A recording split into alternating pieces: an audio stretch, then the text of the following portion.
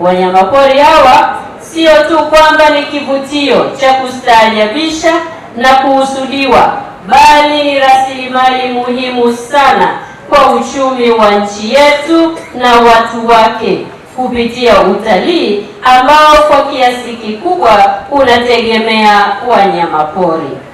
Utalii hapa nchini unachangia zaidi ya 25% ya fedha za kigeni, lakini 17.1% ya pato la taifa, na tunatoa ajira kwa Watanzania zaidi ya milioni 1.6. Tumeona idadi ya watalii ikipanda.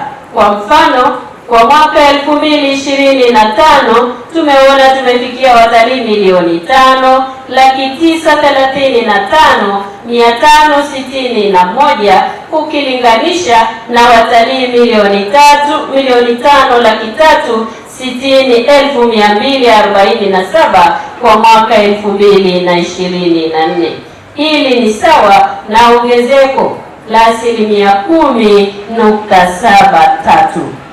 Sambamba na ongezeko hili la watalii, tumeona pia mapato yanayotokana na shughuli za utalii yameongezeka kutoka dola za Kimarekani bilioni 3.9 hadi kufikia dola bilioni 4.4, sawa na ongezeko la 12.82.